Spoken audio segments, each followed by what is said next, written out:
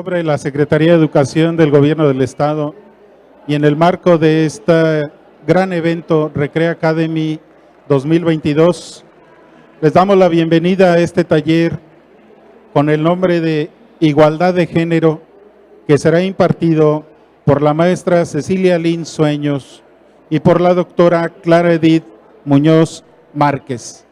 Con ustedes los dejo en el uso de la voz para este taller Igualdad de Género. Bienvenidos y muchas gracias por su presencia y participación. Adelante.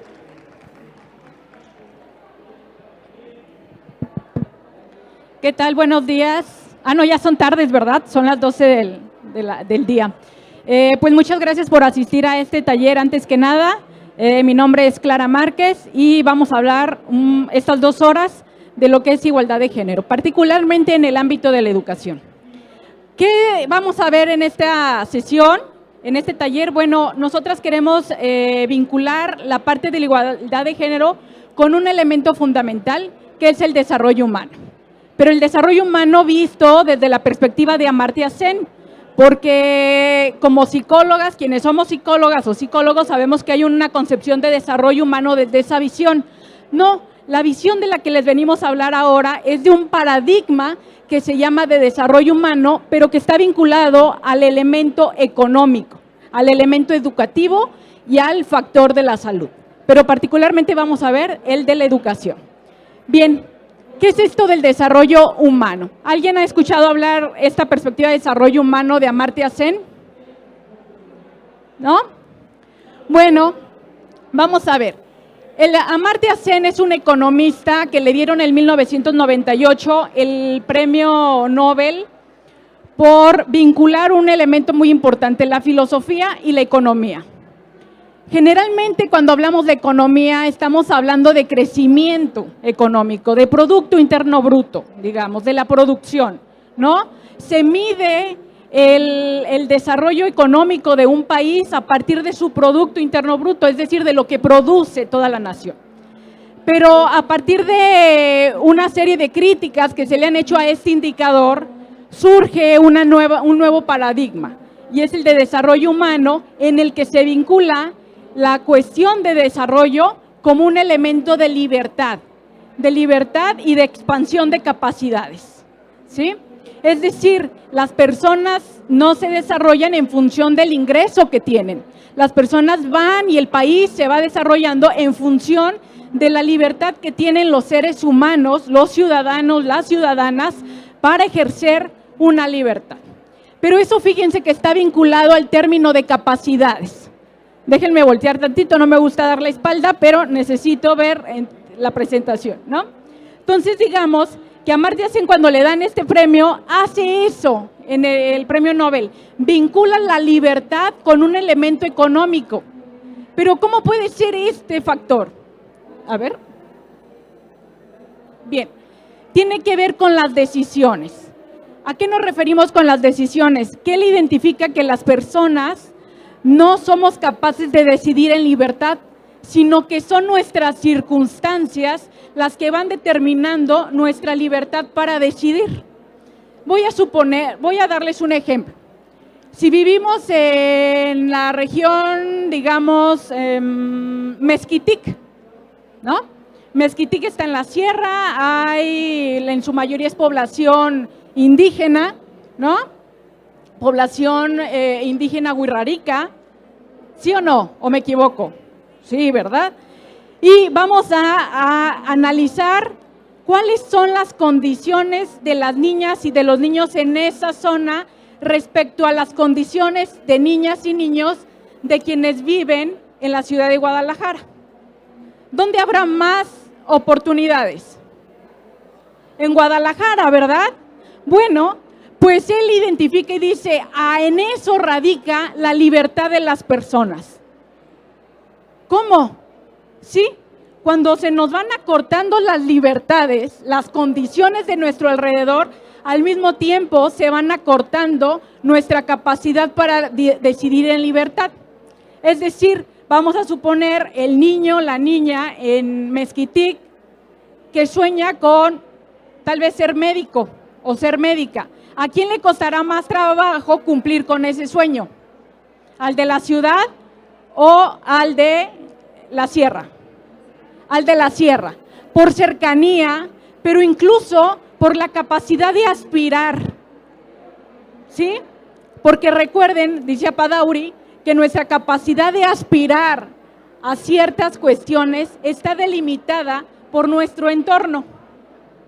A veces somos muy duros o duras con las personas y decimos, ¿por qué no se les ocurre ciertas cosas? Bueno, a veces esa ocurrencia está determinada por nuestro entorno. Si yo no lo he visto, si no lo he pensado, si no hay elementos que me permiten imaginar o aspirar, es muy difícil que lo haga. Entonces, Amartya Sen, retomando el tema, dice, esa capacidad, digamos, de aspirar, de ser, de querer hacer todo lo que queremos, está determinado por una serie de factores, desde nuestras oportunidades, desde los recursos, desde el contexto, ¿verdad? Pero también tiene que ver con nuestra condición de género y sexo, ¿sí? Entonces, se va vinculando, eso es lo que se conoce, no sé si ya han escuchado hablar de las intersecciones, ¿no? ¿Qué son las intersecciones? Pues cómo se van juntando esos elementos, ser una niña o niño indígena, pero súmale condición de pobreza, súmale discapacidad, ¿no? Entonces le vas sumando, es decir, vas interseccionando y vas haciendo que la situación de las personas se vea mucho más difícil que otras, ¿no?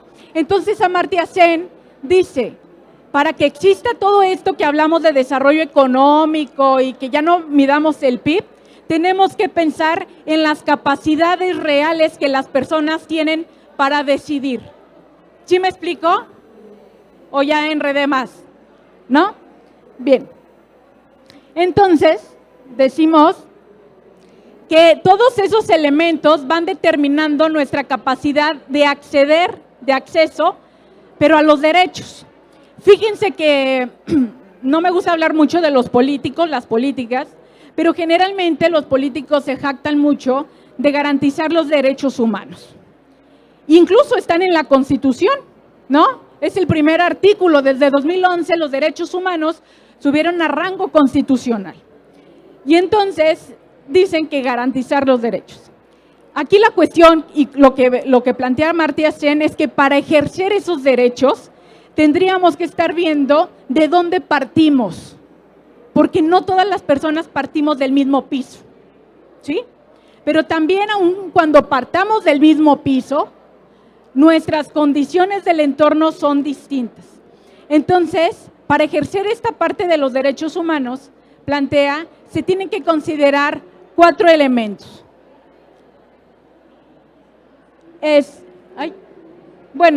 Las oportunidades, ¿sí?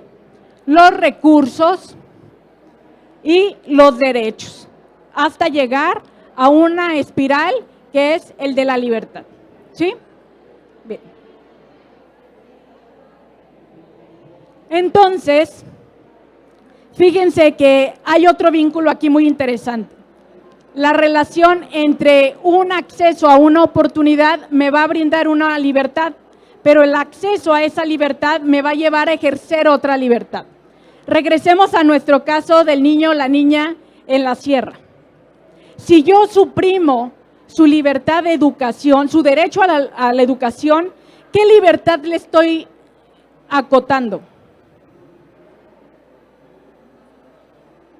A su desarrollo, pero si no hay condiciones en la sierra, no ejerce su derecho a la educación, pero tampoco esa educación, al verse limitada, le voy a estar obstaculizando a un mejor ingreso económico, ¿sí?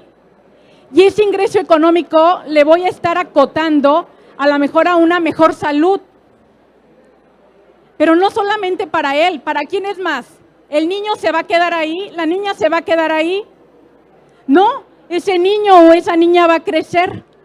Y cuando crezca, ¿a quién más se le está acotando esa libertad? A las hijas y a los hijos, ¿verdad? Y entonces entramos a un tema que se llama la pobreza que se hereda. intergeneracional. Es decir, lo que hacemos en el presente, lo que estemos limitando a las niñas y a los niños, tiene repercusiones no solamente para esa vida o ese niño o esa niña, sino para las futuras generaciones que vienen. Por eso es muy difícil ir acabando con la situación de pobreza, porque fíjense que se tiene que ir trabajando de tal manera, tan vinculada, que vayas pensando en el mediano y en el largo plazo a una velocidad impresionante. No significa que no se pueda trabajar, significa que tenemos que considerar que el trabajo en niñas y niños en el presente tiene repercusiones en el mediano y en el largo plazo importantes, incluso para las generaciones que ya estamos más grandes.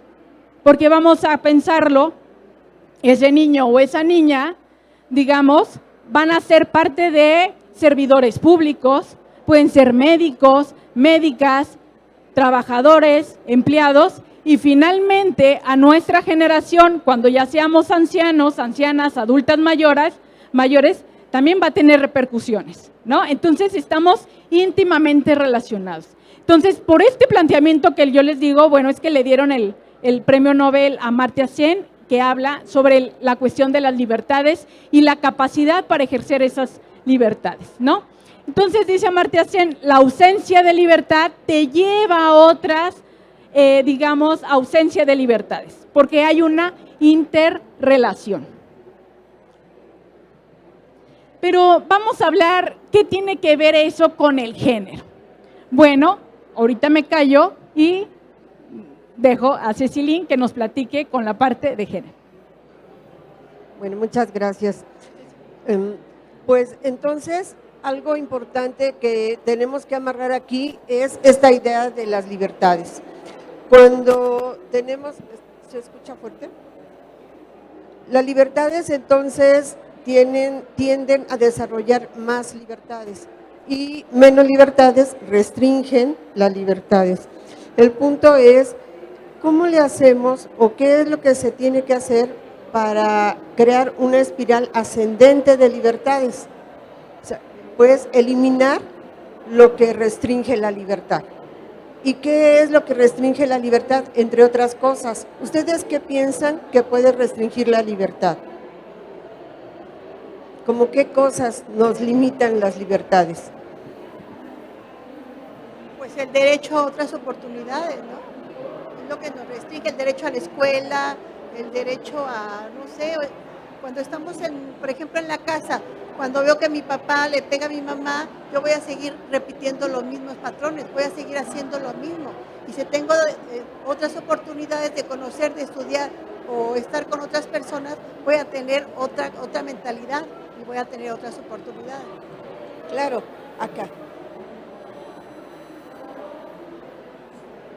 Los derechos a todos los servicios que tienen los niños y las niñas principalmente.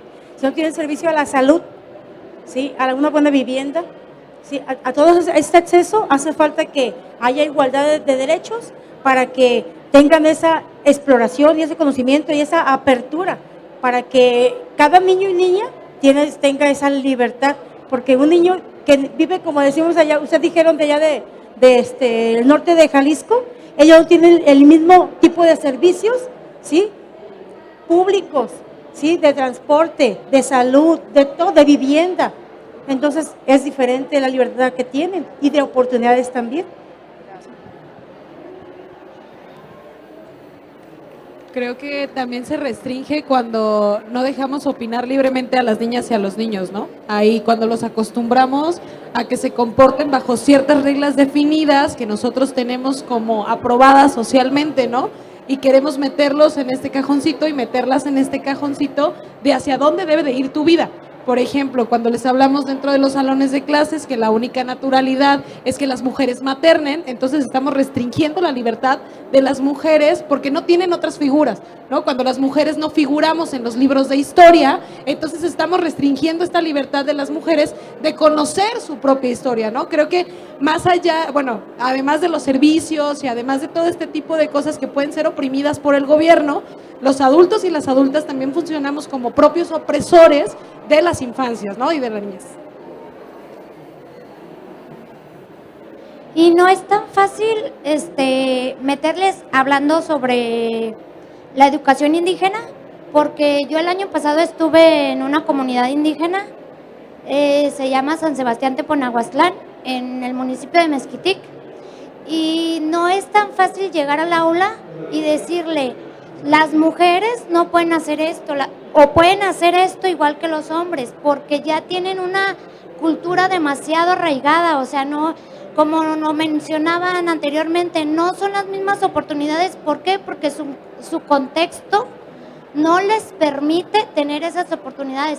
A lo mejor sí tienen oportunidades mejor que nosotros económicas, porque, por ejemplo, el gobierno les ayuda más y todo eso, y tú dices, oye, si a ese niño, en vez de recibir 1,200 pesos, la verdad no sé cuánto reciben de Progresa o de eso, le dan lo doble por las condiciones en que viven, pero no es económicamente, son los servicios, están alejados de todo, la cultura es diferente, el dinero se gasta en puro alcohol, no sé, o sea, son demasiadas cosas. No puedes llegar tú en 1 año o 2 años máximo que estás en una comunidad a cambiar todo eso, porque aparte a ellos ya les metieron el chip de que nosotros los mestizos vamos a dañar sus culturas, vamos a meterles, o sea, tú no les puedes decir, las niñas y los niños tienen los mismos derechos. ¿Por qué? Porque ellos ya tienen su cultura y no te entienden, porque ya les metieron el chip de que tú maestra mestiza, vas a quererlos cambiar.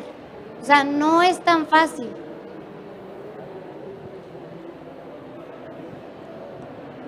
Creo que más que nada lo que restringe nuestras libertades son nuestras creencias, lo que nos inculcaron desde siempre, desde toda la vida, y que, como lo menciona la maestra, es muy difícil de cambiar porque es lo que ya traemos.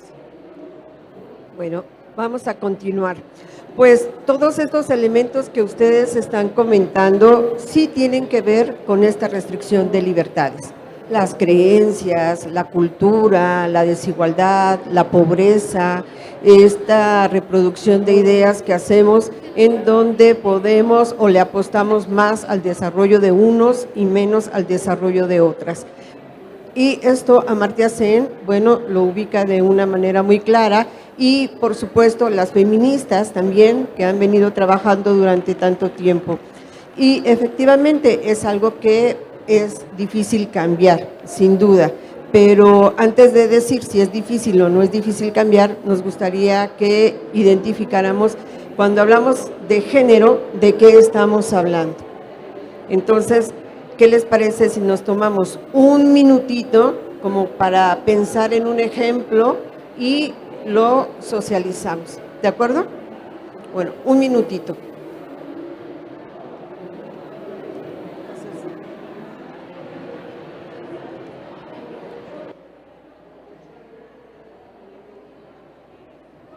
¿Ya ubicamos un ejemplo de qué es género? ¿Ya lo tenemos todas y todos muy claro? ¿Sí? ¿Sí? Bien. ¿Quién quiere decir desde su perspectiva qué es género?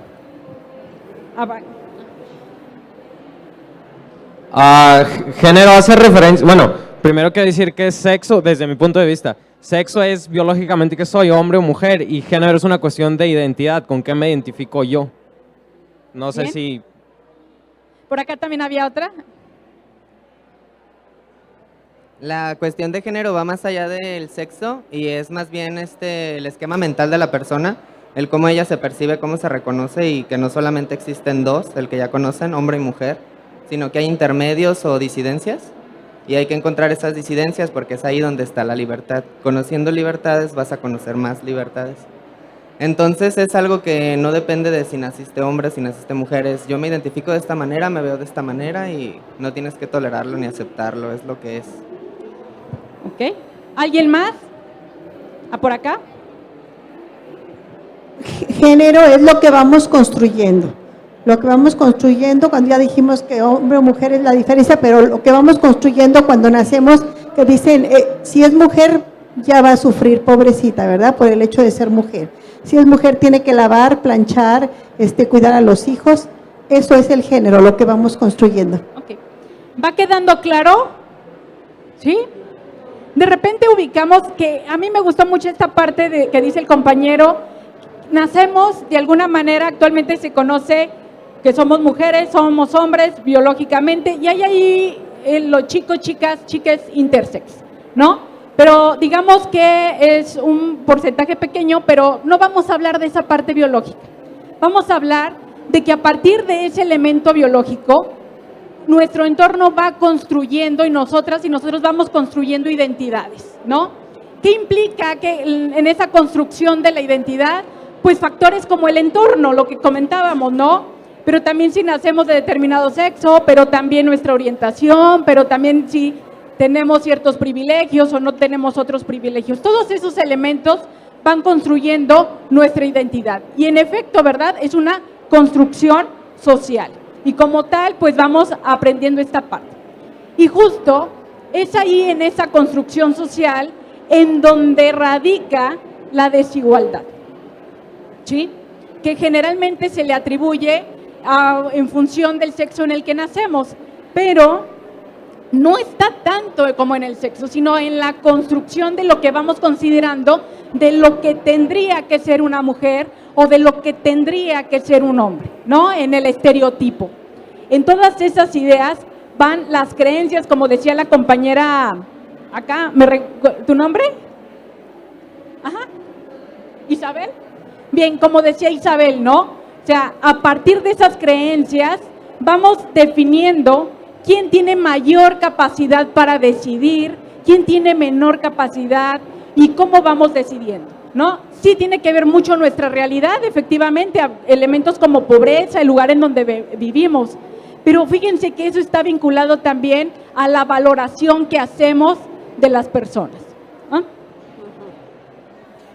Bueno, entonces estamos viendo justo el peso de esta construcción social que a la vez está formada por estereotipos, ¿sí? Decir las mujeres son de una determinadas características, los hombres son de otras determinadas características y bueno, ir generando estas situaciones que sin duda no son binarias, ¿no? Eso lo ha venido descubriendo desde hace tiempo y trabajando el feminismo, en donde dice, bueno, pues hay muchas formas de ser mujeres que se han venido desarrollando, imponiendo, y muchas otras formas de ser hombres, pero que permanecen algunos elementos que supeditan unos a otros, en donde valoramos más, por ejemplo, la fuerza que la debilidad, ¿sí o no?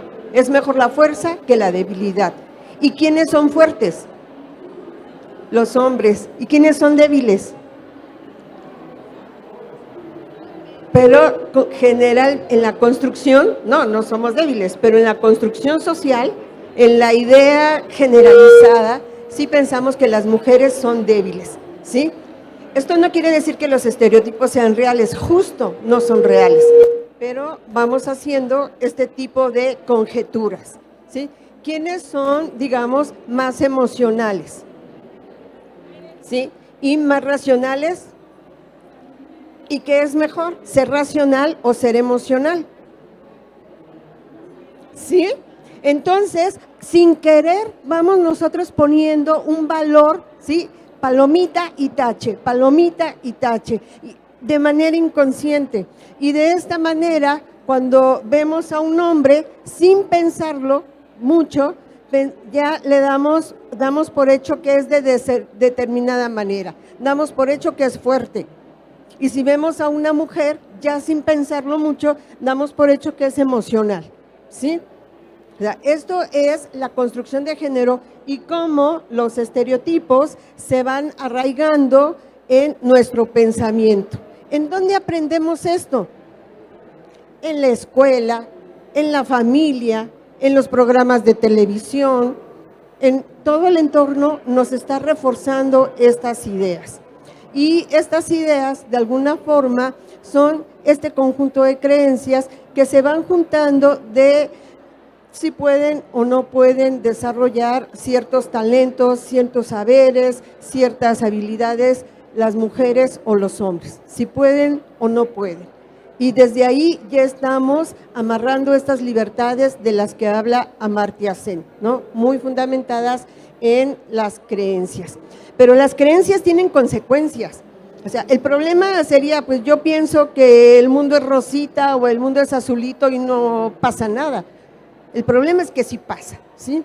Y cuando pensamos de esta manera, traducimos estas creencias en acciones.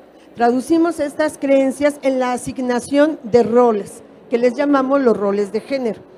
¿Cuáles son los roles más específicos de género?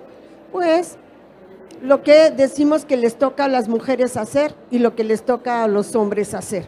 Y si bien hemos venido cambiando poco a poco, aún con todo el peso de la cultura, ¿verdad? Y sabemos que este tema no lleva un año, no lleva 2 años en la mesa. Ustedes saben cuándo empezaron las primeras feministas a cuestionar que el sexo no era lo que tenía que determinar su oportunidad de educación. Sí, antes de la Revolución Francesa, hace 300 años. No podemos pensar que lo vamos a lograr en 3 años, ¿sí? Pero sí se puede lograr porque se han ido generando cambios. El problema es que no son los cambios sustantivos que necesitamos para generar esta igualdad y en donde todo mundo, independientemente de sus características, de sus identidades, de su formación, tenga un lugar, un espacio vital en los derechos humanos, ¿sí? Yo quería retomar el ejemplo de la compañera de Mezquitic, que le tocó. Dice, es muy difícil cambiar la cultura. Pero ahorita ella daba el ejemplo de la población indígena. Pero ¿qué pasa con las personas que no somos indígenas? ¿Hemos cambiado? ¿Será fácil modificar creencias? Miren, un ejemplo son las fiestas de los 15 años. ¿O no me dejarán mentir? ¿Qué son las fiestas de 15 años para las niñas?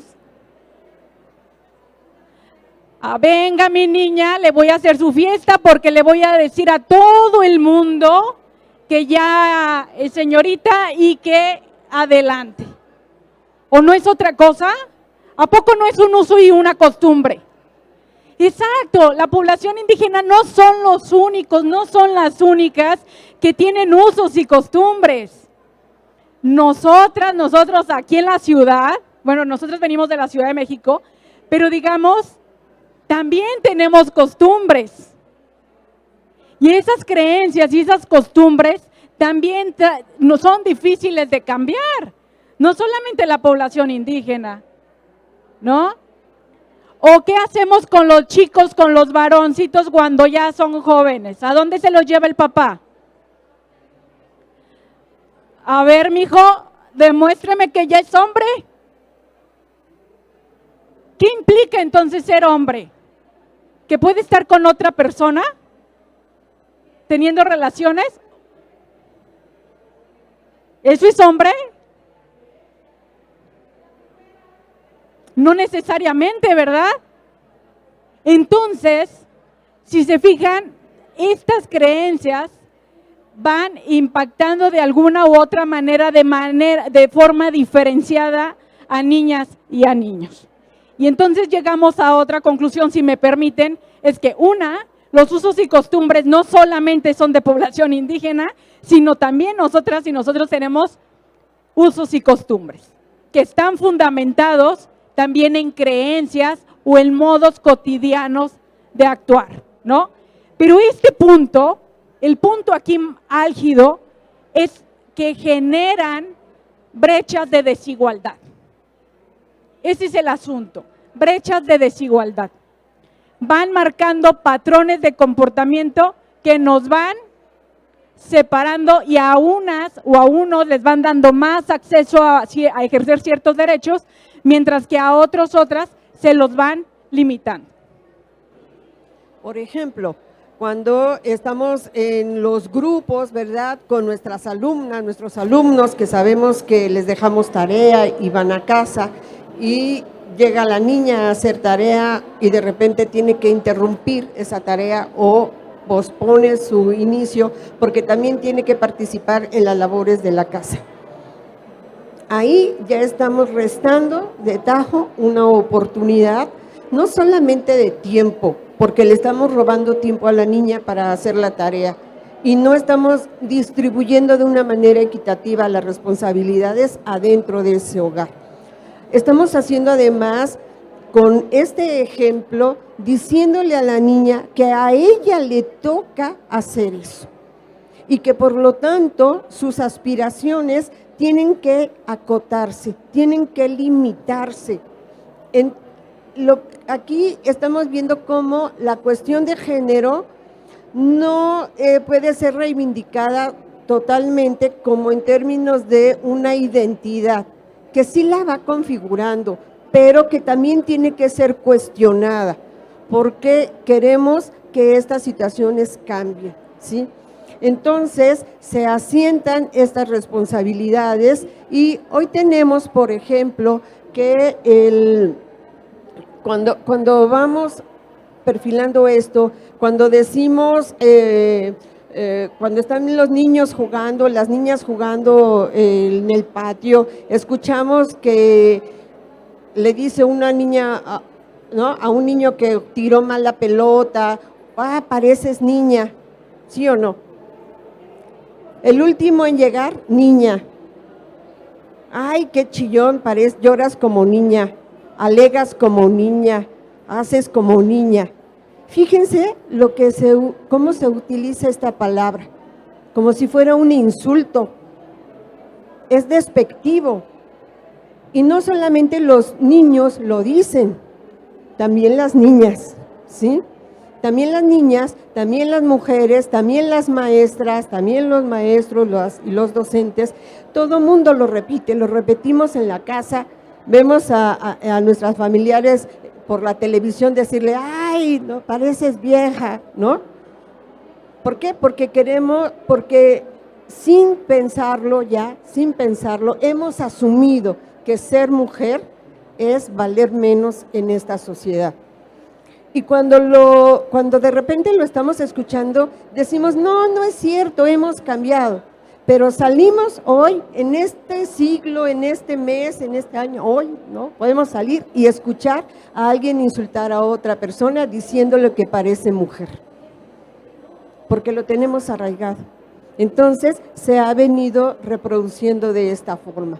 ¿En qué radica? En el valor que estamos dando a lo femenino y a lo masculino, que son estas construcciones. Y el problema es que estas construcciones lo que hacen es acabar con el círculo de la libertad, con esta espiral de libertades a la que tenemos que aspirar. Por lo tanto, la discriminación, que es quitar a un derecho, empieza a restringir la libertad.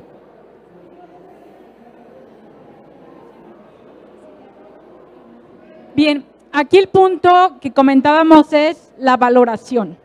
No solamente hablamos de la valoración respecto al género, también hacemos una valoración incluso con otros elementos. Por ejemplo, el color de piel, ¿no? O sea, generalmente digo, y voy a balconear a mi madre, no me estoy oyendo, ¿no? Pero si veo un niño, de repente, un bebé, dice, ay, qué bonito, está güerito.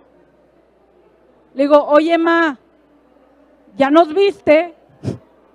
¿No? O sea, digamos, vamos haciendo valoraciones también, no solamente con relación al género, vamos haciendo valoraciones también con cumplir otra serie de expectativas. Si somos blancos, si somos morenos, si tenemos más sobrepeso, si tenemos menos peso, si se nos ve la lonja o no se nos ve la lonja, si se nos ve el trasero o no se nos ve el trasero, ¿no?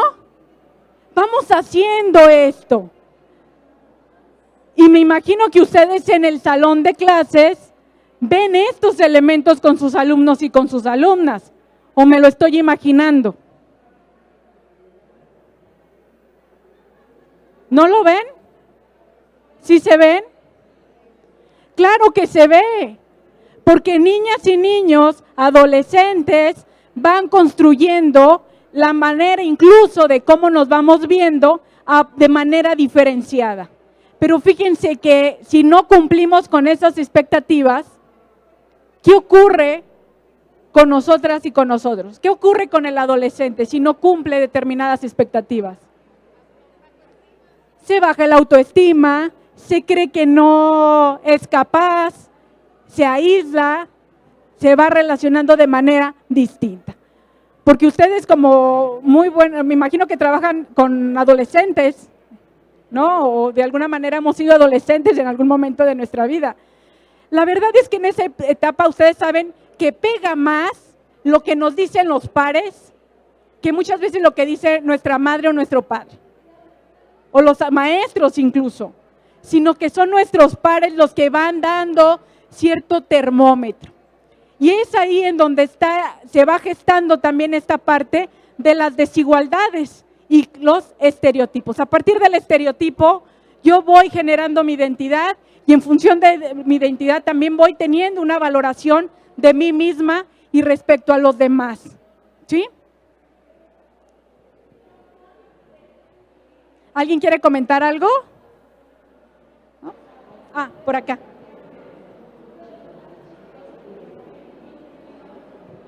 Gracias, buenas tardes. Yo quiero comentar, no sé si haya más profesores de la clase de artes danza en secundaria. A mí me cuesta mucho trabajo trabajar eso con los niños porque es una actividad física, es una actividad que les digo a ellos es expuesta, o sea, sus errores son expuestos ante todos sus compañeros, están expuestos a burlas, están expuestos a que entre ellos mismos digan, ay, me voy a hacer joto porque bailo, o usted me va a hacer joto porque bailo, o cosas así, ¿no? Entonces, por eso a mí me llamó mucho la atención y qué bueno que alcancé a encontrar lugar porque ya no había en línea, porque esta parte de la igualdad de género relacionada con mi materia me está costando en estos tiempos, años atrás no me había costado tanto trabajo, trabajarlo con ellos. Porque precisamente los comentarios, que si gordo, flaco, negro, blanco, de todo eso, ya tengo niñas que son lesbianas o son bisexuales y entre ellos se agreden con ese tipo de comentarios y más cuando están expuestos en actividades dancísticas porque pues el cuerpo no restringe. Cuando yo les doy la libertad de moverse, muchos niños liberan cosas que no, y niñas liberan cosas que no sabían que tenían. Y para mí eso ha sido muy conflictivo saberlo manejar en grupo porque tengo que cuidar mucho esa parte del respeto entre ellos y de la libertad entre ellos. Porque mi función en mi materia es crear la libertad de movimiento como expresión de las emociones. Entonces así como que tengo así todo como en cristal y me cuesta mucho trabajo. No sé si alguien aquí también tenga la misma perfil que yo, que tal vez saliendo me pueda dar tips o cosas para trabajar, pero me ha costado en los últimos años trabajo manejar esta situación con los adolescentes.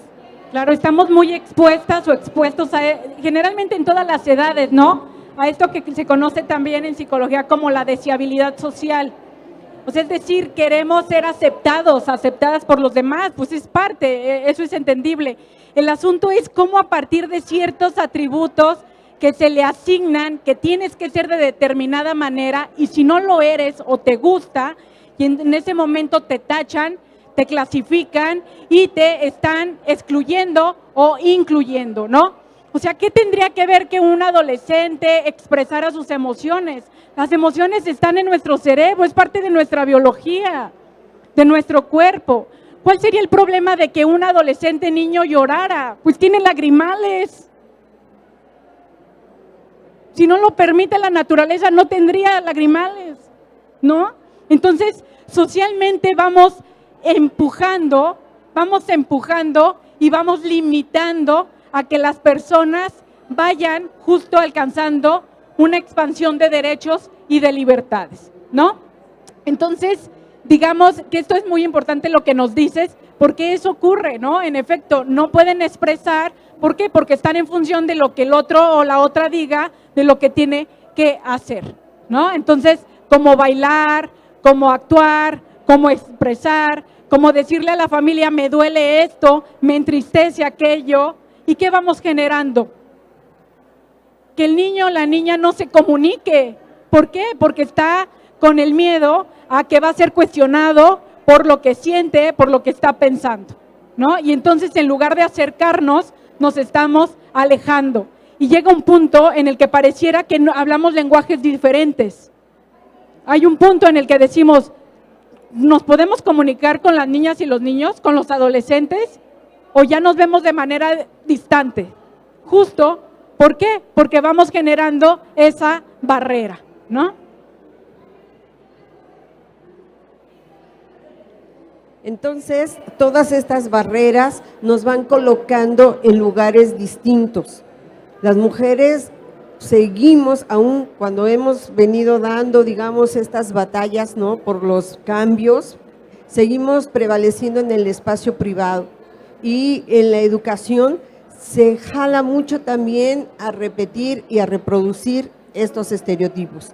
Y los hombres seguimos entendiendo que su espacio es público, cuando en realidad, pues, lo que es el entorno, lo que son las necesidades, pues ya también nos ha ido rebasando, porque las mujeres necesitamos salir cada vez más y estamos saliendo.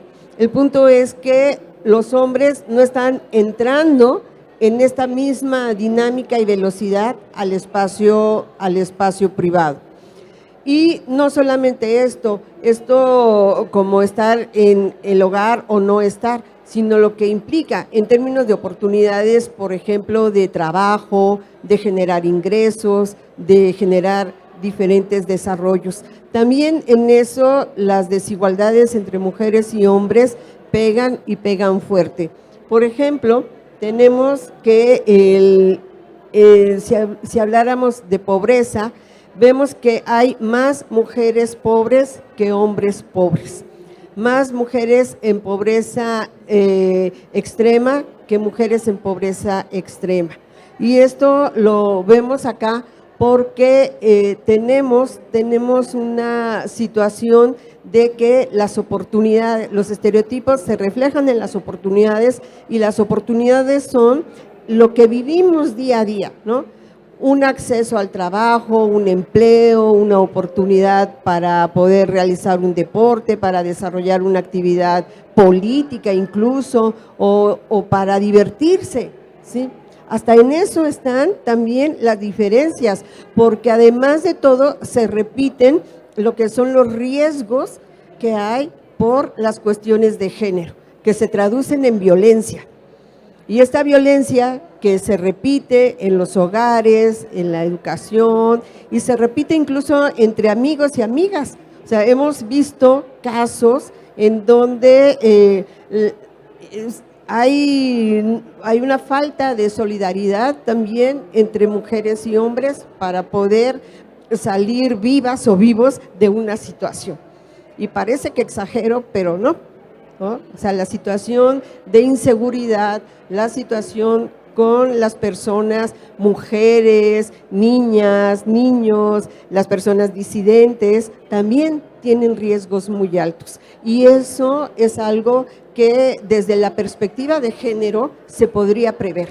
Se podría prever porque al final de cuentas la perspectiva de género lo que plantea es que todas las personas tengan estos mismos derechos, sean valoradas de la misma manera y sean respetadas. Esa es la esencia de lo que es la perspectiva de género. Y cuando vemos que esta desigualdad de género lo que ocasiona es pobreza, pues entonces sí nos tiene que cuestionar. Cuando vemos que la desigualdad de género provoca violencia, hasta los feminicidios, hasta las desapariciones, pues tenemos que cuestionarnos, ¿no?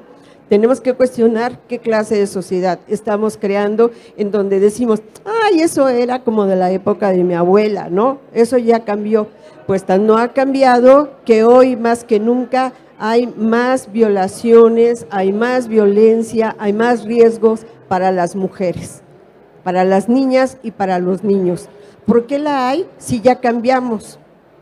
¿Qué significa? En realidad, hemos cambiado cosas superficiales, pero no hemos cambiado de fondo, lo que es esta aceptación por la igualdad de lo que son los derechos.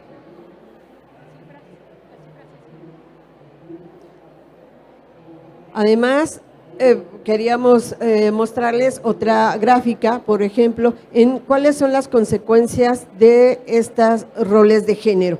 Uno es el trabajo doméstico y el trabajo de cuidados del hogar, de la familia, sigue estando a cargo ¿de quién? De las mujeres, aun cuando seguramente aquí todas hacemos un trabajo fuera de casa, llevamos ingresos al hogar, aparte reproducimos también tenemos que hacer tareas adentro del hogar, ¿no? Y vemos que no está como muy equilibrado. Las mujeres hacen 3 veces más trabajo doméstico y de cuidados que los hombres. Y claro, hay una situación con el mercado laboral en donde estamos reducidas también a 2/3 de este mercado laboral. O sea, ni es parejo el mercado laboral, ni es parejo en el trabajo en el hogar. Y si ustedes se fijan, aun cuando este trabajo es como difícil y tiene grandes aportaciones incluso a la economía del hogar, aunque no genera ingresos, y en la economía nacional lo que está haciendo es aportar hasta el 27% del Producto Interno Bruto. Fíjense la magnitud del valor del trabajo doméstico y del trabajo de cuidados. Déjame interrumpirte tantito, Ceci, porque quiero precisar con este dato. ¿Qué implica el 27% del Producto Interno Bruto?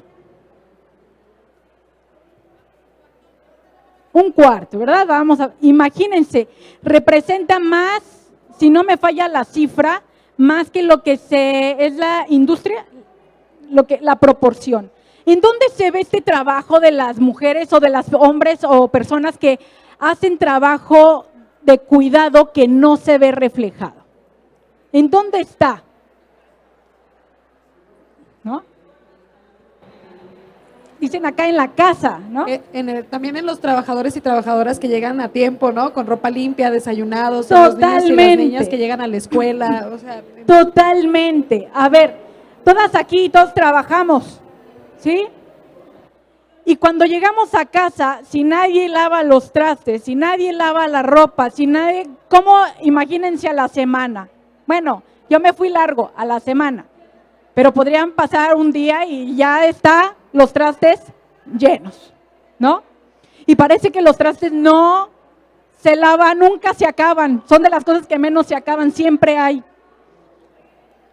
¿no? ¿Qué pasaría? Fíjense bien, económicamente hablando, ¿cuánto dinero las mujeres o las personas que están haciendo ese tipo de trabajo le están aportando a la población? ¿Cuánto gastarían ustedes de contratar a alguien para hacer ese trabajo? Bueno, se las dejo mejor. ¿Cuánto estarían ustedes dispuestas y dispuestos a hacer ese trabajo por dinero en otra casa? A ver.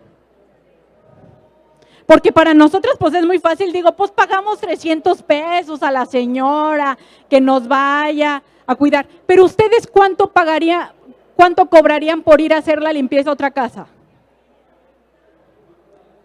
¿Se quedan con los 300? ¿Sí? ¿Verdad que no? 500 al día, dice. Ah, bueno, ahí está, ¿no? Depende. Pero vamos a multiplicar por todos los hogares. ¿Cuánto dinero entonces representa?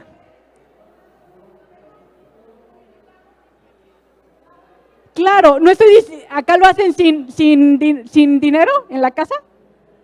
Claro, porque así lo hacíamos y yo no quiero que se interprete que ahora quiero que paguen directamente a las personas por hacer este trabajo. Lo que quiero que observemos es que ese tipo de actividad tiene un valor, y ese valor es el que se capta de alguna manera en lo que es la cuenta satélite.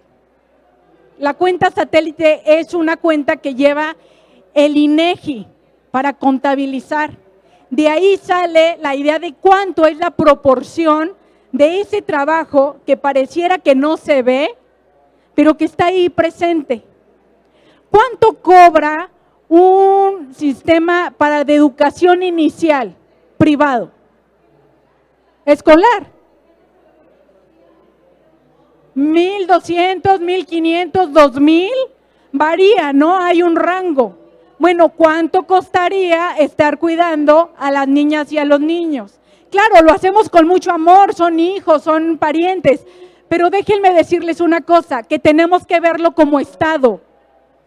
El punto aquí es cómo lo vemos como Estado. Es un ahorro para los gobiernos ese trabajo que se está haciendo. Por eso el INEGI lo contabiliza, porque en realidad es un ahorro. ¿Cuánto le costaría al Estado, federal, estatal, municipal, asumir esos costos de cuidado, de educación, de limpieza? Eso es lo que tenemos que ir pensando de repente como economistas, ¿verdad? Perdón.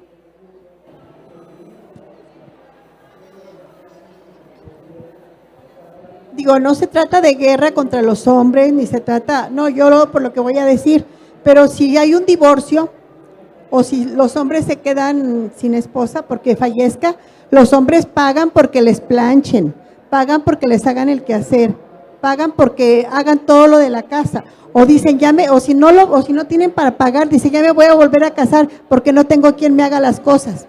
O sea, como sirvientas, tratan a las mujeres como sirvientas y ahí sí pagan. Ahora que decían que se les pagara a las mujeres por hacer el quehacer, pues sería bueno, pero ¿quién lo va a pagar? ¿Los hombres?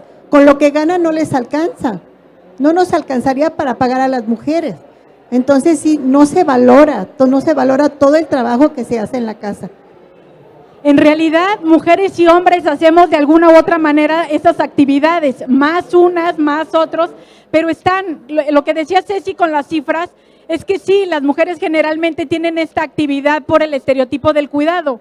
Cuando analizamos las cifras laborales, vemos que se invierte. Los hombres dedican más tiempo al trabajo económico que al trabajo en casa.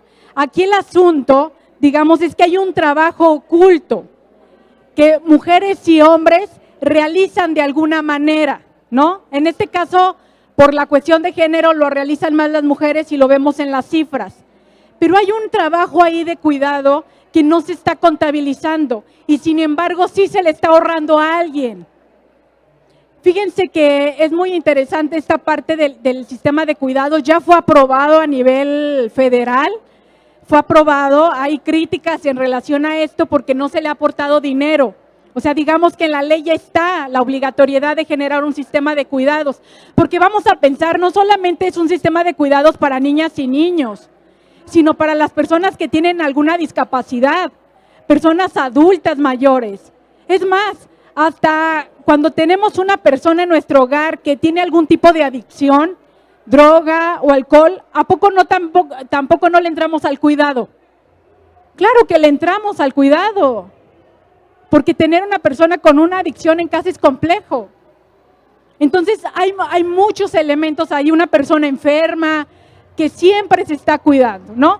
Pero esa parte no se valora. ¿Y por qué? Porque es un trabajo que generalmente estaba atribuido a alguien que se consideraba o se considera inferior, ¿no? Y bueno, entonces acá lo importante es ir identificando estas acciones, actividades, roles que se van desarrollando por cuestiones de género, por cuestión de etiquetas y replantearse quién tiene que hacer esto, ¿sí? ¿Quién tiene que hacer el trabajo doméstico o el trabajo de cuidados? Pues se tiene que redistribuir, porque justo hay otra situación que está detrás de este tiempo, la pobreza de este trabajo, la pobreza de tiempo. Las mujeres tienen menos tiempo para buscar trabajo, para trabajar fuera de casa, para generar otras actividades, debido a que por lo menos 4 horas, de acuerdo a estas cifras, 4 horas del día se dedican al trabajo de cuidados y otras 4 horas al trabajo doméstico. Y es tan desvalorizado que si nosotros le preguntamos a una ama de casa que qué es lo que hace, le decimos, oiga señora, ¿usted a qué se dedica? ¿Qué es lo que hace? ¿Qué nos contesta? Nada, exacto, nada, no hice nada. No hizo nada más que aportar al 27% de la economía nacional. Pero esto las mujeres no lo sabemos.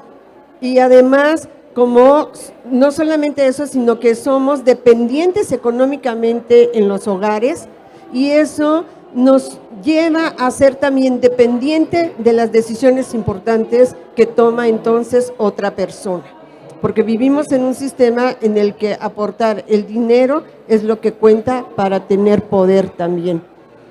Entonces, todo esto se va haciendo una cadenita, una cadenita, una cadenita, y en términos educativos estamos mandando todo el tiempo los mensajes a las integrantes y a los integrantes de esta familia que las cosas son así y que las mujeres no aportan nada con su trabajo y por lo tanto tienen que hacer lo que hacen, ¿sí?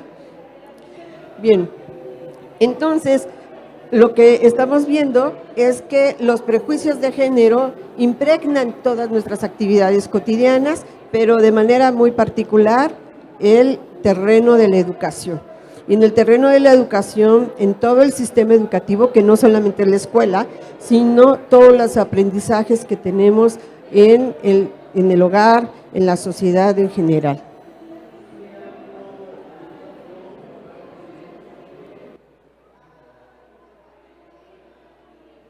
Miren, esta cifra es de, por ejemplo, de educación inicial.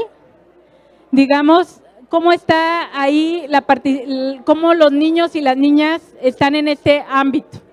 O sea, fíjense que estamos hablando del 48% de niñas que están en educación inicial. Bueno, perdón, el 48% de niñas y niños que están en educación inicial, el 48% son niñas. Y en contraste con el 52%. Esto es entendible porque tiene de alguna manera una lógica en cuestión al porcentaje que hay de niños y niñas cuando nacen. ¿Nacen más niños o niñas? ¿Niñas? Acá tuvieron 6 y un hombre. ¿Nacerán más niñas o niños? A ver, ¿quién vota porque sean más niñas? Porque son más niñas. ¿Y porque son más niños? ¿Nadie? Pues déjenme decirles que no, que nacen más niños. En serio, nacen más niños. ¿Dónde están? Si cuando vemos los datos de INEGI, hay más mujeres que hombres. Ninguno de los dos datos es mentira. Hay más mujeres que hombres, pero nacen más niños que niñas. A ver, ¿cómo está esto? ¿No? Pues fíjense que esta relación se invierte a partir de la adolescencia. ¿Cómo que a partir de la adolescencia? Sí, es cierto, en el primer año de vida mueren más niños, ¿no?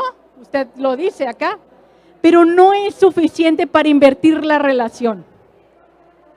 ¿Dónde está el asunto? ¿Por qué en la adolescencia? ¿Por qué? Porque hay una cuestión aquí de la masculinidad relacionada, ¿no? Es decir, se están haciendo con esta idea de, hablábamos en un principio, de demostrar la hombría, también se atreven a hacer otras cosas que ponen en riesgo su vida. ¿Sí? Ustedes pueden ver las estadísticas y es, ay, no traje esa gráfica, pero es muy clara cómo se va separando. Se va acotando y luego sube la de las mujeres y baja la de los hombres. ¿Qué tiene que ver? Pues está vinculado a adicciones, a peleas, a yo soy muy fregón y me voy a arriesgar a ABC. ¿Por qué? Porque tengo que demostrarle a los demás que yo puedo hacer determinadas cosas, ¿no? Esos elementos son factores del género, porque aquí no hemos contestado ¿para qué me sirve esto de la perspectiva de género? Oímos y oímos y oímos.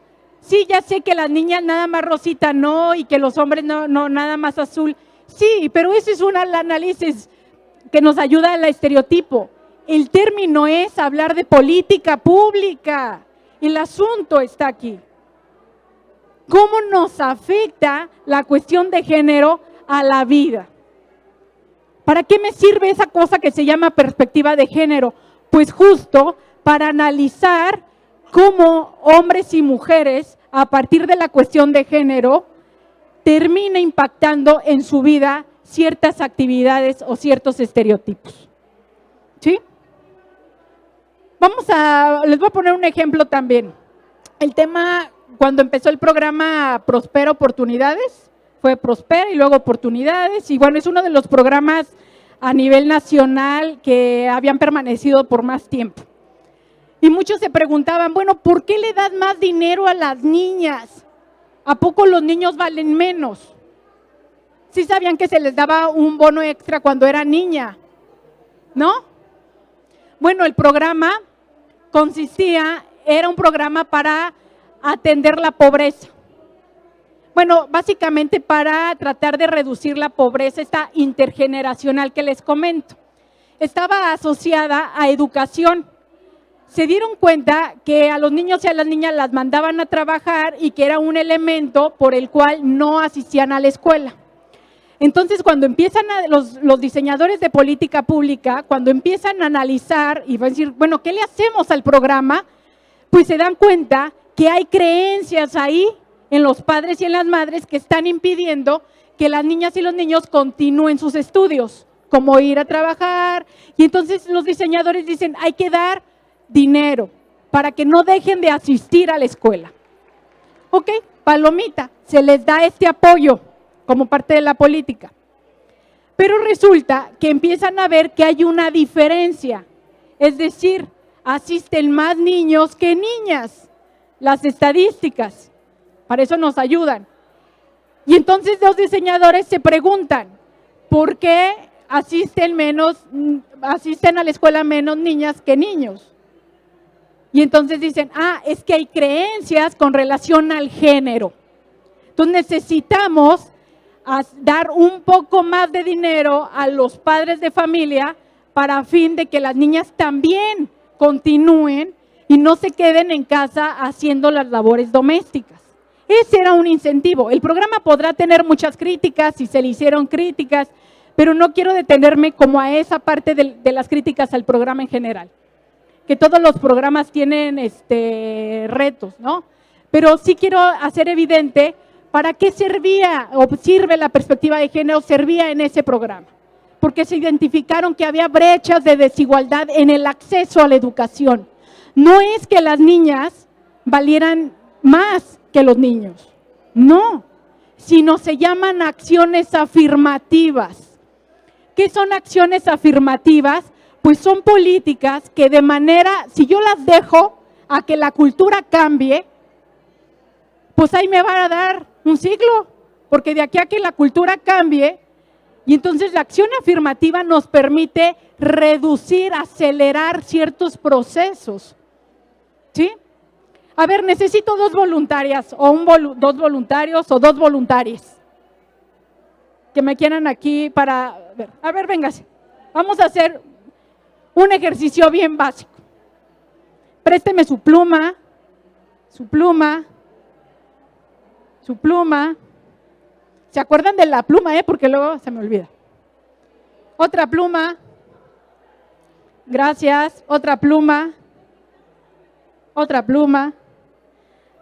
Vamos a estar mirando para acá porque aquí nos dijeron que no nos moviéramos para allá, que teníamos que ver para allá.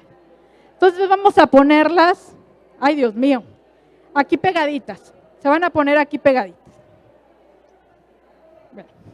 Fíjense bien, aquí hay una condición de igualdad, ¿sí? Y yo soy el gobierno y estos son mis subsidios, los subsidios. ¿Sí saben todas qué son subsidios? Sí saben todos, ¿verdad? Bueno,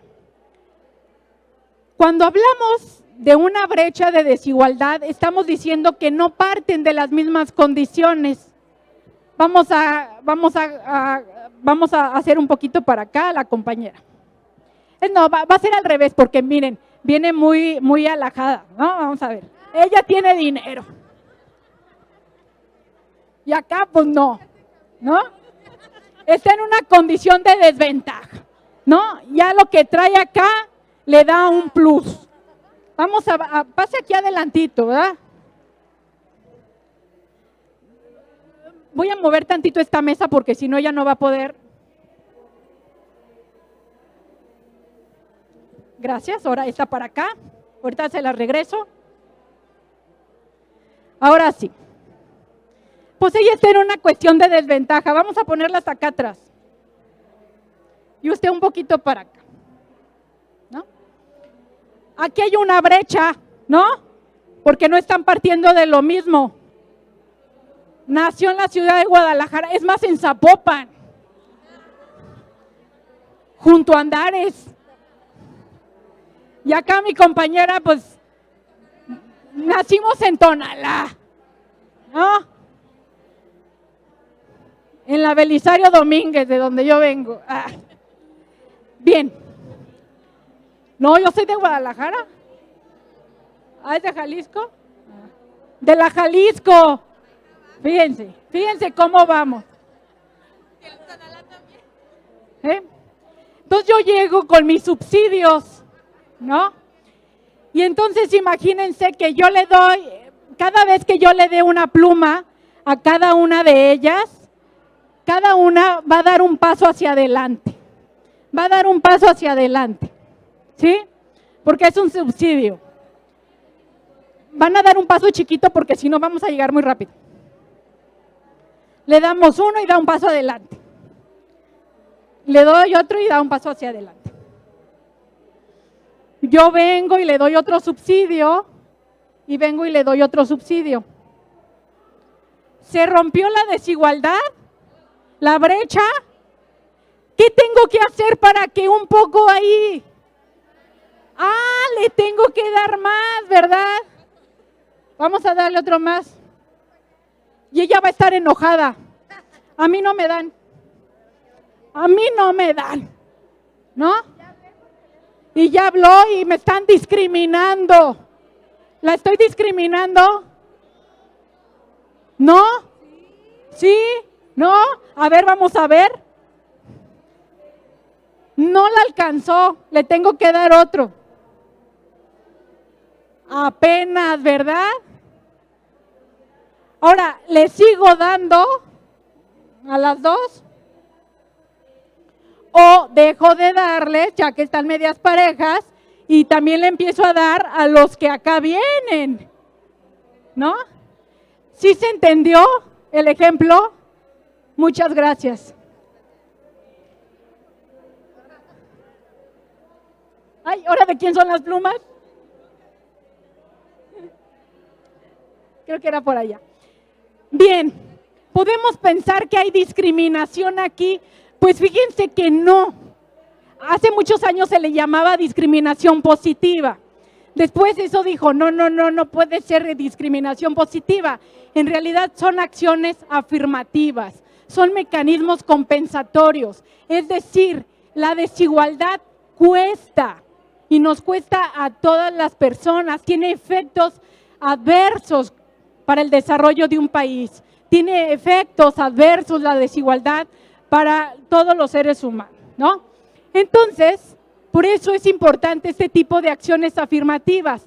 No significa que se estén dando más a las personas de alguna manera y que a todos se tenga que dar. Se llaman políticas que hay que focalizar a veces. ¿Por qué? Porque su situación, su condición de desventaja requiere, porque miren, aquí había dos, pero cada una de ellas tiene a sus hijos. Y recordemos que la compañera de Santa Cecilia, de la colonia Santa Cecilia, de la Jalisco, digamos, pues también tiene hijos. Y sus hijos y sus hijas están también en desventaja con relación a los hijos y a las hijas de la otra. Y entonces jamás vamos a vencer esa brecha de desigualdad si no nos fijamos y no metemos acciones compensatorias. Entonces, dicho eso, les voy a mostrar una imagen.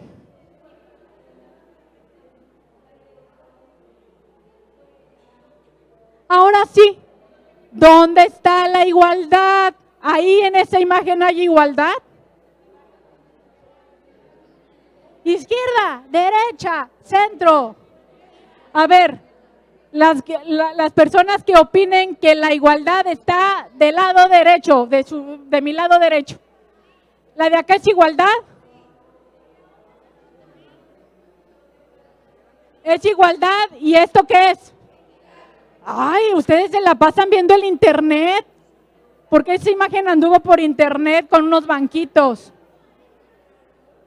A ver, nuevamente, a ver, afinen sus ojos, afinen sus ojos. ¿Dónde está la igualdad? ¿Del lado derecho o del lado izquierdo? ¿La igualdad implica dar lo mismo?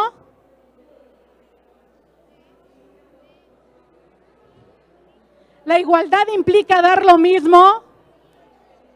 ¿Volvemos a hacer el ejercicio? Pero si la equidad está del lado izquierdo y la igualdad del lado derecho, ¿por qué entonces hablamos de igualdad y no de equidad? A ver, acá. Es que a la vez de que les estás dando en la equidad en el otro ejemplo, pues estás permitiendo la igualdad de acceso a las oportunidades o libertades que mencionaba. Entonces hay algo de igualdad en la equidad. Que no se escuchó muy bien. A ver, repítelo, por favor. Que como estás igualando las condiciones en el lado derecho, estás permitiendo la igualdad de acceso a las libertades o derechos que mencionaba hace rato la persona que está al frente. Entonces ya con eso pues todos tienen como que el mismo acceso y hay una cierta igualdad después de la equidad. Fíjense bien algo. Acá también querían comentar.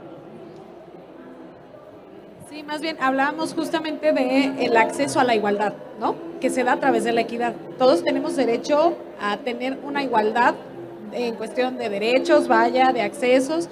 Entonces, la equidad es como esta herramienta que utilizamos para poder llegar a la igualdad. Exacto. La igualdad no está en la imagen necesariamente de la derecha, porque igualdad no implica dar lo mismo. La igualdad implica garantizar la igualdad en el acceso a los derechos. Ceci nos está mostrando dónde está la igualdad, ahí, en el que todas las niñas y los niños tengan acceso a la educación. ¿Qué tengo que hacer?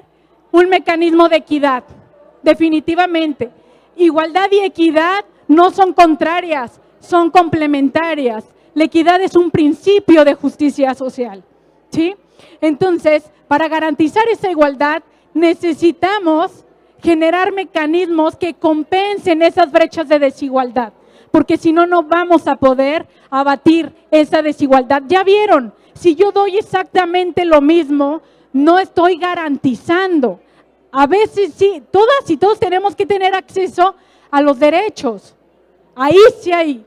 Pero cuando hablamos de igualdad sustantiva, es que tenemos que sacar una lupa y encontrar en dónde están las brechas de desigualdad para atenderlas, ¿no? Entonces, la perspectiva de género, esa es su finalidad.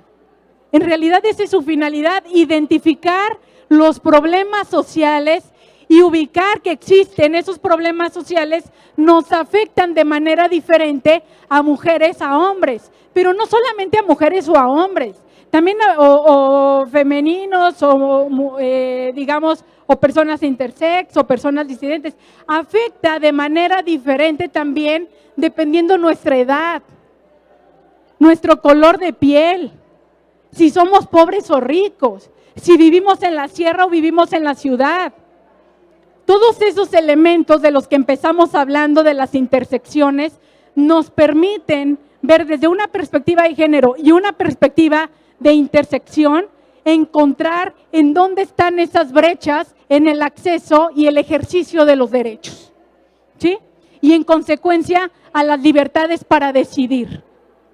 Entonces, una de las cuestiones más fuertes de Amartya Sen, regresando con él, era el planteamiento que decía, las personas no tenemos, en realidad no tienen libertad para ejercer esos derechos y decidir. Yo estudio una carrera en función de donde nací. Si cerca de donde yo vivo no tengo recursos para trasladarme, no tengo recursos para ir a la mejor a Guadalajara o a un centro universitario en donde hay la carrera que yo quiero, lo único que me alcanza es para estudiar la carrera que ahí imparten, no la que yo quisiera, la que imparten. ¿Sí me explicó?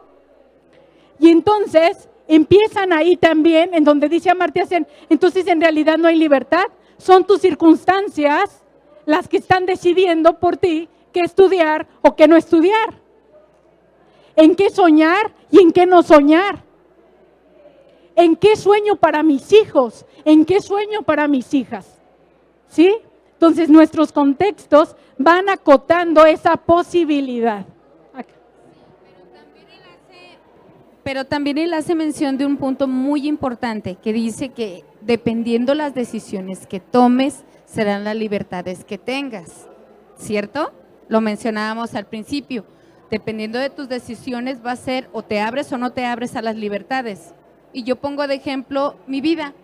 Yo soy de rancho, zona rural. En la segunda infancia me traslado al pueblo. Del pueblo hay preparatoria y bachillerato técnico como máximo estudio. Y mi decisión es, me voy a la ciudad. ¿Qué hago? Me voy a dar un año de servicio para tener una beca. Llego en el punto donde la familia es tradicionalista. Me voy a ir a la ciudad y salgo del chongo con mi papá. Pero no me quedé ahí. Esto es lo que yo quiero.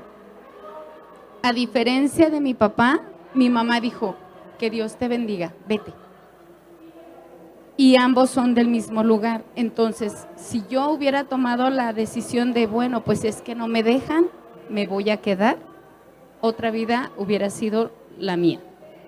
Hoy en día, con mi carrera, mi familia y con una familia totalmente dispareja, tengo 2 nenas y platicamos aquí entre las compañeras, una muy rosa y a la otra de 1000 colores, pero jamás limitadas. Lo que ellas decidan para su futuro, eso se les va a apoyar, pero que sean personas de bien y que aporten, ¿verdad? Entonces, es importante tener en cuenta ese punto también. Usted acaba de poner ahorita un ejemplo. Me quedo ahí porque esto es lo que me ofrecen, pero hay una decisión que puedes tomar. Pero Amartya Sen dice que no necesariamente las decisiones, justo ahí radica su punto. Hay quienes, y no quiero demeritar, claro que todas y todos los que estamos aquí, de alguna manera hemos tomado decisiones claves en nuestra vida, ¿o no? En dilemas en donde nos pusieron, ¿hago esto o hago aquello? Todas las personas. Tal vez no, tomamos una decisión y nos fue bien, tal vez tomamos otra y no nos fue tan bien, o también nos fue bien. El asunto es que no tenemos algo que en economía se llama un contrafactual, es decir, no tenemos algo vinculado que sepamos que hubiese pasado si no tomo determinada decisión. Eso nunca lo vamos a saber, ¿no? En realidad es uno de los problemas, porque dices, pues no sabes qué vas a hacer. Y claro que todas y todos aquí de alguna manera hemos tomado decisiones tal vez acertadas y otras equivocadas. Pero el asunto aquí más clave, y lo que sí Amartya Sen hace referencia, y no nada más él, para eso sirven las políticas públicas, es que no todo depende de nuestra decisión. Ese es el asunto más importante, sino que nuestra capacidad, eso no lo dice Amartya Sen, no lo dice Apadauri, es que nuestra capacidad incluso de aspirar, de soñar, de alguna manera, no todas las personas, pero sí en su mayoría, está también determinado por nuestro entorno. ¿Sí? Entonces, eso es importante. Entonces, cada caso de ustedes es muy valioso. El asunto aquí es que tenemos que aplicar y analizar para las generalidades si queremos modificar el contexto, ¿sí? Porque imagínense si todas las personas, algo está pasando, hay más de 40% de la población en pobreza. Yo me pregunto, ¿a poco no tenían aspiraciones a ser diferentes? ¡Claro! no es un rollo aspiracional, es un rollo, es un asunto de que hay condiciones que limitan las oportunidades de las personas, ¿sí? Y no, el taller se llama de igualdad de género, no porque nos estemos inclinando a las mujeres o hacia los hombres, sino que la perspectiva de género, su ventaja que tiene es que tiene que analizar cuáles son los fenómenos, los factores que están influyendo para limitar el acceso a las personas al mismo ejercicio de derechos. Yo les hablaba hace unos minutos, de que nacen más niños en comparación a niñas. La perspectiva de género me ayuda y dice, caray, ¿qué está pasando? ¿Qué tendríamos que hacer en la adolescencia? Afecta de manera distinta, tiene efectos distintos en esa etapa de la vida. También si las adolescentes y los hombres se embarazan, es distinto cuando eres niño que cuando eres niña, el embarazo. Es distinto, niñas y niños, adolescentes, hombres y mujeres, viven situaciones distintas en función de una cuestión de género en el acceso. Y la perspectiva de género para eso nos ayuda, para identificar y a través de políticas tratar de reducir esas desventajas que nos permitan acceder a las mismas oportunidades. ¿Sí va quedando claro? Entonces,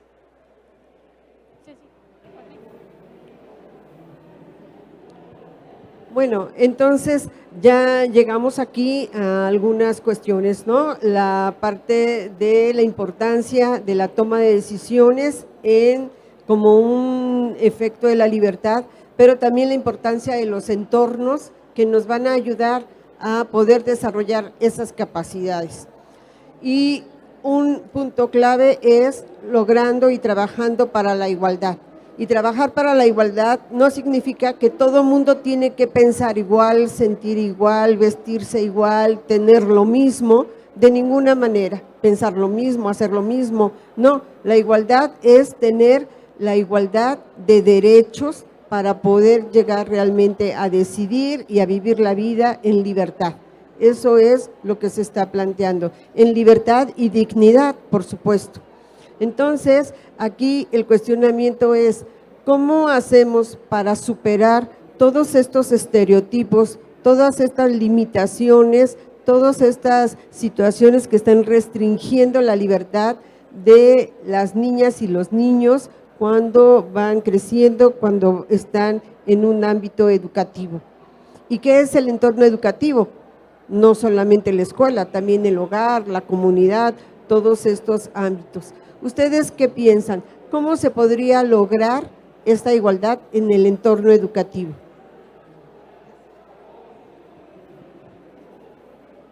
Pues yo creo que con educación, ¿no?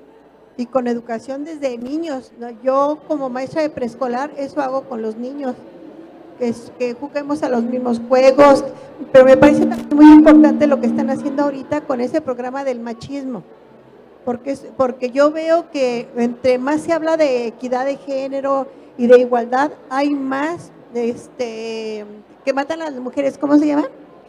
Más feminicidios. O sea, ¿cómo es posible que se hable más de eso y haya más feminicidios? Porque como los hombres no tienen procesada esa información, no la hacen de raíz, sienten odio y coraje contra las mujeres. Y por eso nos tratan como animales, como basura. Y por eso nos matan con tanta facilidad. Entonces yo creo que es con educación desde chiquitos. gracias. Yo creo que también es importante comenzar a exigir, porque no nos lo van a dar, compañeras, un cambio en el currículum, de manera profunda. No estamos las mujeres figuradas, y yo trabajo en primaria y en secundaria, mi especialidad es en primaria, pero hablo exclusivamente de los libros de texto gratuitos de primaria. Las mujeres no estamos presentes en esos libros de textos.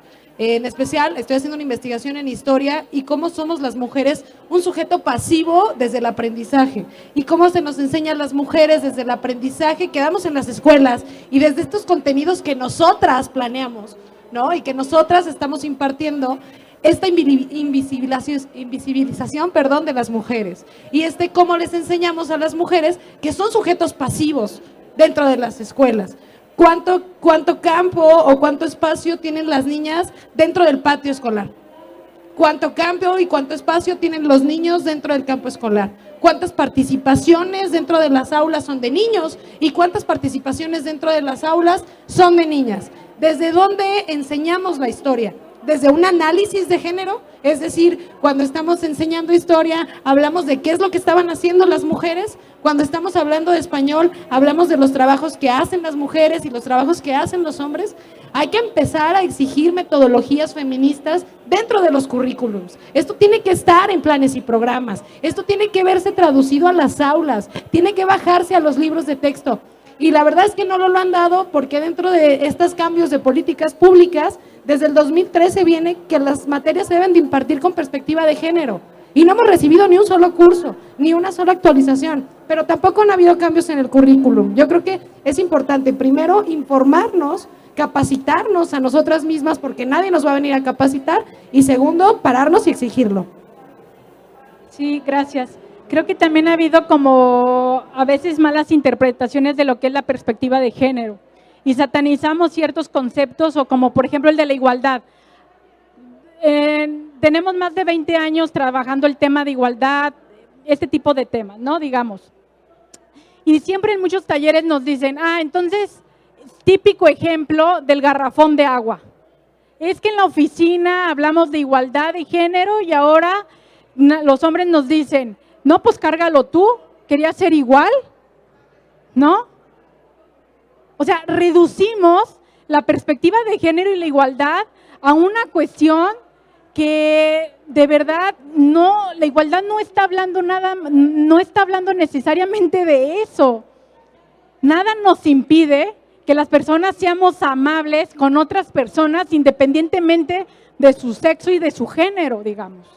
O sea, van en el camión y vamos, perdón que hable con estos conceptos, a lo mejor son trivialidades, pero es que en esos pequeños detalles uno va ubicando si realmente vamos entendiendo cuál es el concepto de igualdad y equidad y género.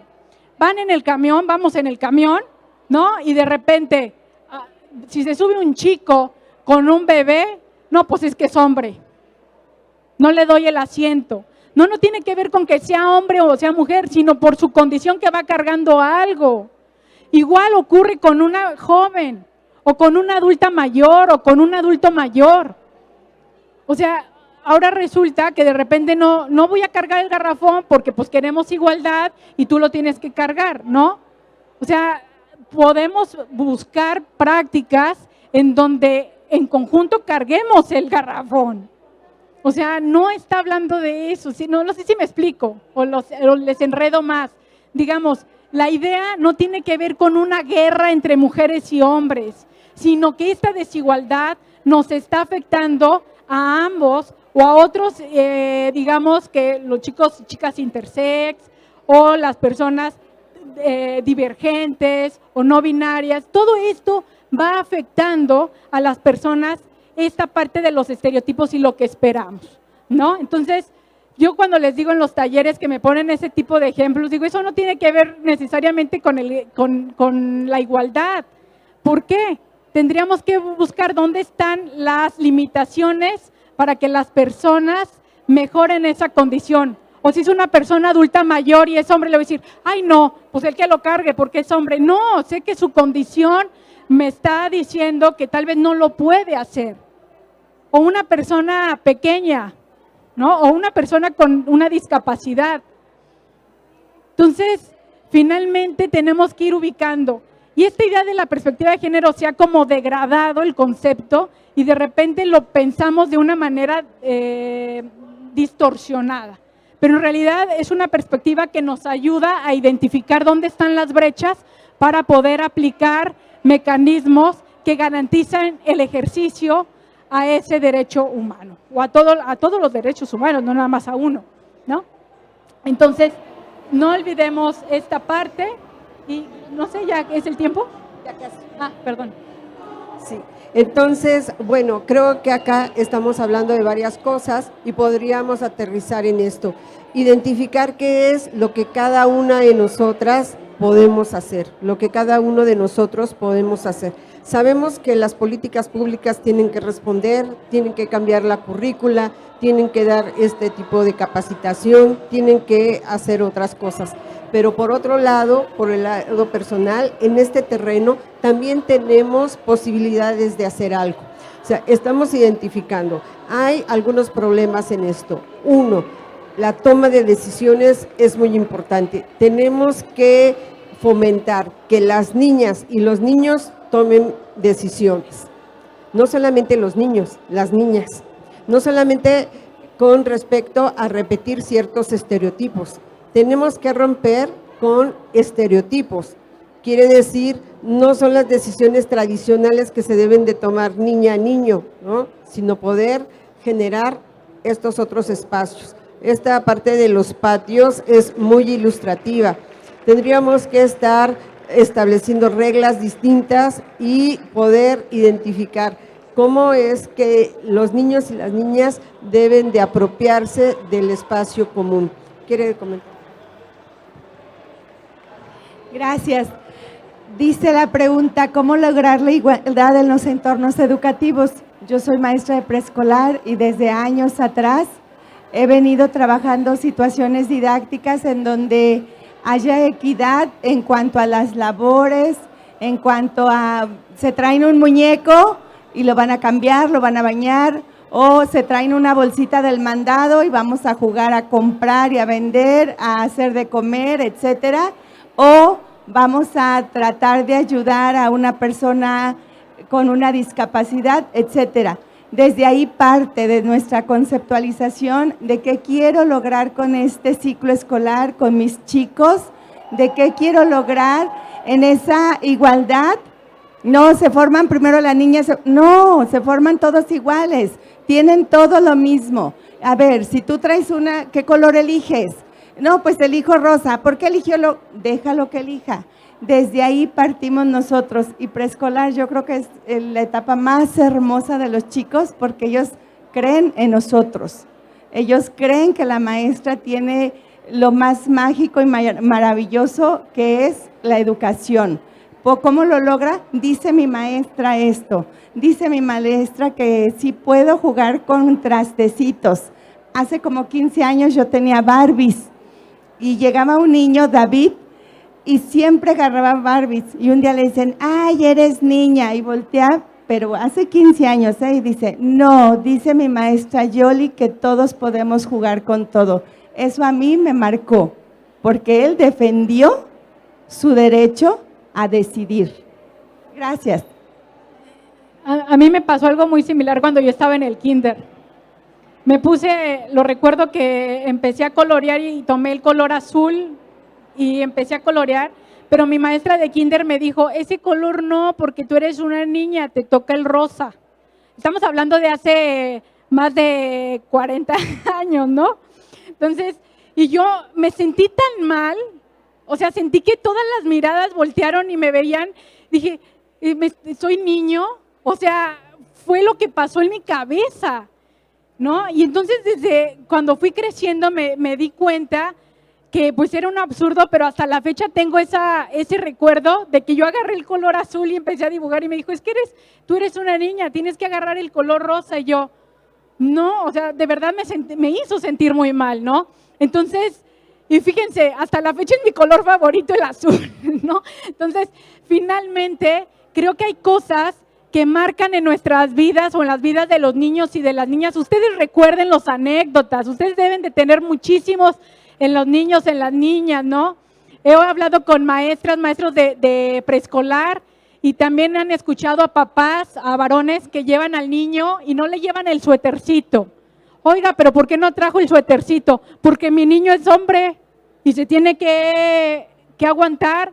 Entonces, hay muchos elementos ahí cotidianos que van marcando la diferencia en nuestras vidas, ¿no? Nosotros consideramos que son X, que eso no influye, pero no es cierto, sí se quedan en el pensamiento y en la emoción, ¿verdad?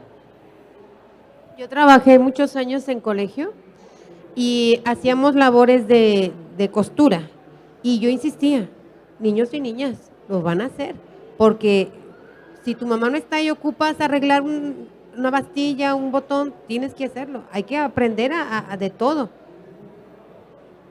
Pues sí.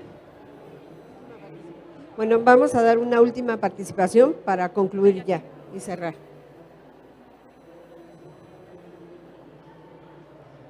Yo digo que esta parte, aparte de nosotros que somos formadores maestros, se empieza desde casa, ¿no? Yo, por ejemplo, tengo niña y niño de hijos. Entonces, en una ocasión estábamos mi niña y yo peinando muñecas. Mi niña me dijo, enséñame a hacer trencitas de gajitos, ¿no? Y empezamos. Y llega mi niño y me dice, ¿yo también puedo hacer eso? Le dije, claro, tú también puedes peinar muñecas, tú también. Y mi niña, o sea, ese día peinamos muñecas entre los tres, ¿no? En otra ocasión mi niña me dijo, ¿por qué a Alex siempre le regalas carros de control remoto? A mí también me gustan. La siguiente Navidad le regalé su carro de control remoto y así, o sea, siento que nosotros sí influimos, ¿no? Pero siento que como docentes, como maestros, pero siento que la educación viene desde el hogar, desde casa. Muchas gracias. ¿Alguien más? Acá hay otra participación. Yo le llevo el micrófono. Yo creo que tal vez para cambiar ese entorno, algo que podríamos hacer, usar, es la filosofía en niños. ¿Por qué? Porque la filosofía, tanto adultos como en niños, nos invita a tener un pensamiento crítico y aparte del pensamiento crítico, que es el que siempre mencionan, también es el pensamiento creativo y cuidadoso. Entonces, de ahí se parte de que los niños con ese pensamiento crítico se empiecen a cuestionar qué está bien, o sea, qué hábitos están bien, qué actitudes están bien, por ejemplo, todo esto que hablaron ustedes, y de ahí con el pensamiento creativo y cuidadoso buscar formas de cambiar esos entornos, de cambiar esos hábitos para el bienestar de sus compañeros, compañeras, y pues eso era lo que quería decir. Generar entornos, ¿verdad? Entornos que incluyan en lugar de excluir. Y bueno, pues con esta reflexión, hacer este pensamiento crítico de niñas y niños, pero tendríamos que empezar también a fortalecer ese pensamiento crítico, nosotros, como docentes, como madres y padres de familia, como compañeros, compañeras, como amigos, amigas, generar este entorno crítico y no permitir la reproducción de estereotipos. Si empezamos a señalar estos estereotipos, si empezamos a decir, a evidenciar que está mal la repetición de estos estereotipos, si hay un tipo de sanción social contra estos estereotipos que reproducen desigualdad, entonces a la siguiente nos vamos midiendo, ¿no? Nos vamos a ir midiendo y por otro lado fomentar lo que sí se debe de hacer, ¿no? También en términos positivos, en esos dos sentidos. Pues hasta acá nuestra participación. Les queremos agradecer su atención y su paciencia. Muchas gracias.